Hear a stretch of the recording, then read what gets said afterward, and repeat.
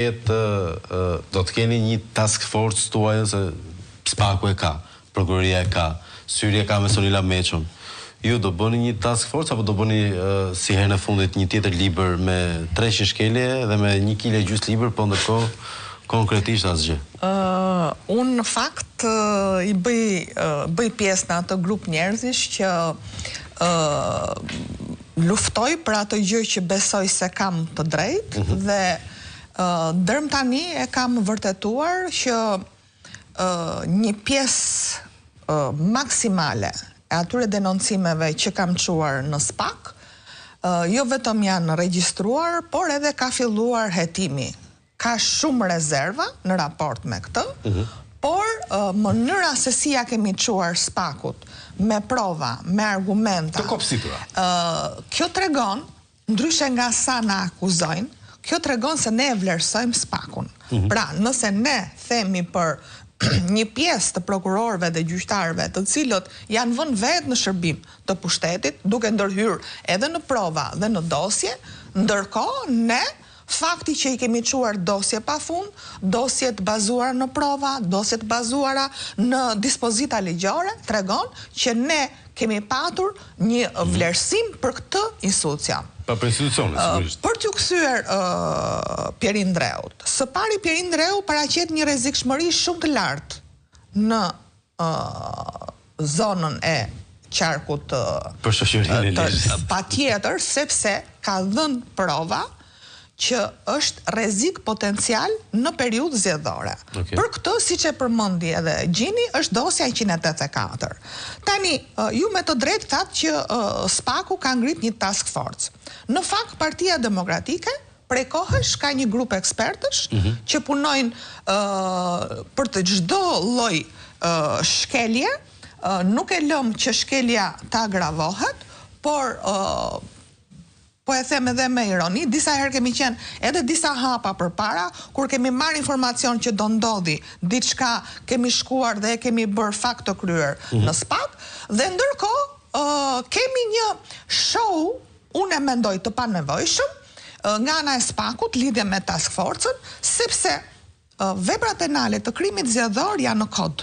Nuk ka ndryshuar asgjë.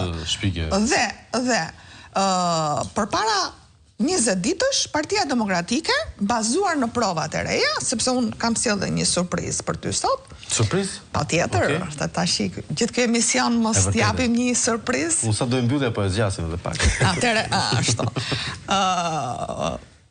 Çuam dosjen 184 dhe Gjini e di, publiku e di se nëse del një provë re, çështja është e detyruar të rihapet.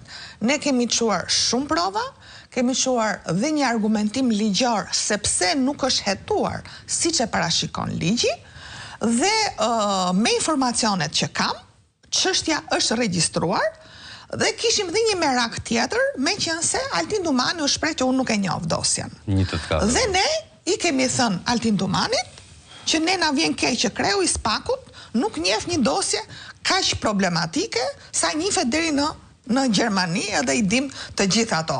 Dhe një nga njerëzit kryesor të asaj dosje, që ka pas dhe vendim përgjimi, është Pierin Dreu.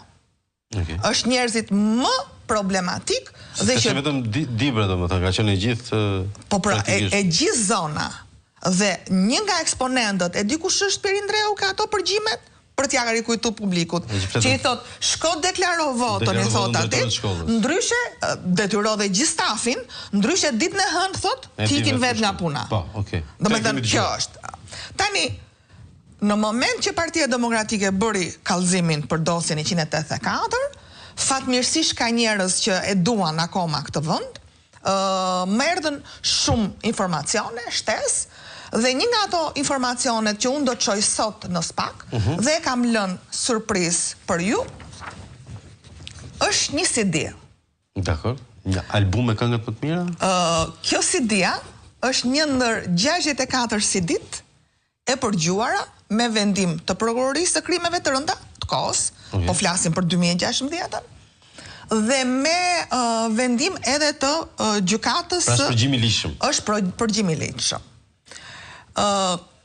Ky personi ka lidhje shumë të forta me drejtuesen e prokurorisë së Dibrës, pra ky është bashkëshorti. Që është në përgjime. Që është në përgjime, dhe bashkëshortja i binte që tetonte dosjen ku ishte i përfshirë bashkëshorti. E qartë. Ndërkohë që për këtë CD, për këtë numër telefoni që është këtu, është dhe numri Agron Malajt, ka shumë persona këtu. Bie gjithë veriu praktikisht. Bie gjithë veriu. Për këtë numrin këtu, ne kemi informacione të sigurta që ka dieni të plot Arta Marku dhe për cilën sot ne bëjmë një kallëzim shtesë, por sipas informacioneve ka dieni të plot dhe Altin Dumani.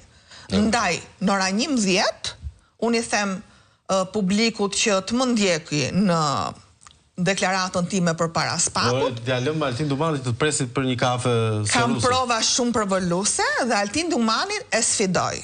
Okej. Pse e sfidoj?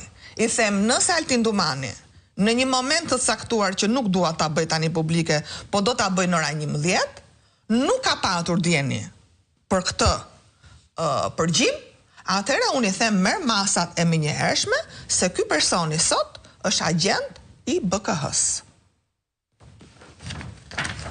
Kaq kisha. Kjo po ishte surprizë në e qave pjesën e surprizës. Tani më ka me